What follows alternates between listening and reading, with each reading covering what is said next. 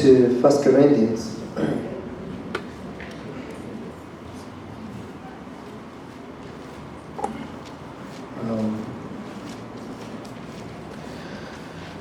Chapter 6.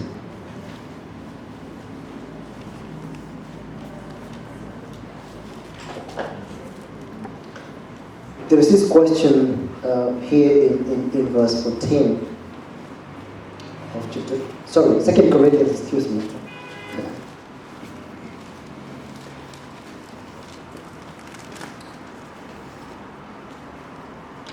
Do not be unequally yoked with unbelievers.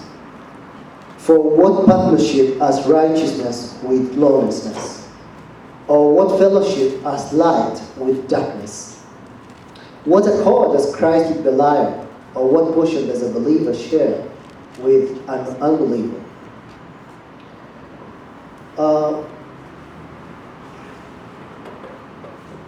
The purpose of marriage has already been clearly enumerated, my friend. I didn't hear anyone say that you get married to make your spouse a Christian, because that will not happen. When God is so clear here by saying that there is no fellowship, there can't be any fellowship between light and darkness, there can't be any portion that can be shared by a believer and an unbeliever, we just have to take that very, very seriously. And trying to rationalize and go around that is simply inviting trouble. You will think that you will marry this person to be a Christian, but I'm asking, why isn't she becoming a Christian before you get married? And even then, as your pastor, I would tell you that she has become a Christian so that you will marry her. So even then, I would tell you to be very cautious. But my point here, and this is the point that God is making, is that that's not the avenue, that's not a relationship that lead to people becoming Christians. There is no guarantee. If she's going or he's going to be a believer, take him to church. Don't take him up the higher to be married. Bring the gospel to him by all means. Pray for the person by all means. But do not get into marriage because you're going to make her or him a Christian. It doesn't work like that. I'd say be very cautious on a one-to-one witnessing to somebody of the other sex, because you know where that can lead. I think, thank you for asking the question, because you've talked about love. We've hardly mentioned it, have we, this evening? If somebody came to you and said, I want to end my marriage because I don't love my wife anymore, what would you say to them? Say, sorry, I'm just sorry the love is gone, I guess you better just end it and start with another person. You wouldn't say that. What we would say from the Bible is, then you've got to learn to love her. So you've asked about you loving a person. That seems to me that your emotions are very much exercised towards that person. And that may be an indication of love, genuine biblical love. It very well may not be. And so when you talk about you love this person and therefore you ought to get married and witness to them all the rest of it, I feel maybe you've got a wrong concept of love there. So we must take out the emotional aspect of love and see it for what it is. It's good, that's the way God has made us, but it's not the foundation for marriage.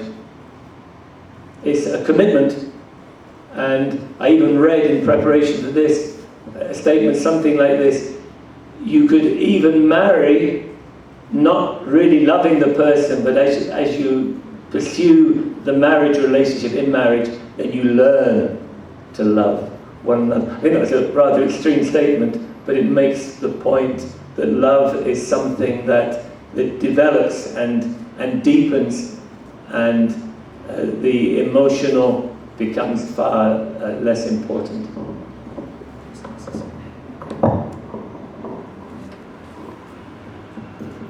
A few weeks ago, Keith and I were in Mombasa for a conference, and one of the things that left a mark in my mind was this pastor with whom I was speaking, and they have marital issues in their family, in their house, and sadly the pastor tells me, I do believe my wife is not converted. Well, when he said that, I remember, because he's a man we've grown up together with, is when they were courting, such issues were raised. The lady was coming from a Catholic background, and the man said, no, she loves coming to church, she's accepted, she'll come to our church, and I believe as we talk together, she'll be converted. Apparently she did make a profession of faith, but now the true colors are coming out. I just think, and sometimes it's quite important, I think, as Pastor Keith says, to divorce if you can, and you should try to divorce the emotion from the commitment of marriage. I just wonder, for example, that text that's been quoted in Genesis 24, Abraham sends for a wife for his son. Where is that instantaneous love? Love at first sight, and I think this generation, they call it the instant coffee generation. We just love that. The excitement, the feel, the thrill,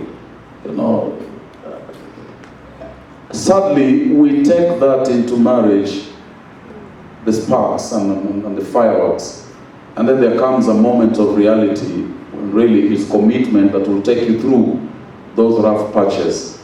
It's not really the sparks, the emotion. So I would agree, you cannot, and in fact, once somebody has entertained the romantic idea of getting married to you, I think at that point, saved by a miracle from God, getting them converted is almost impossible. In fact, that's when they will acquiesce to anything you say because they have an agenda.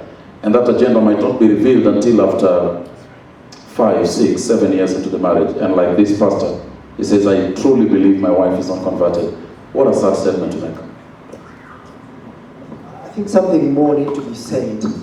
We are not even saying that you look at the godliness of your friend and therefore conclude that he or she is a believer. It's even more than that.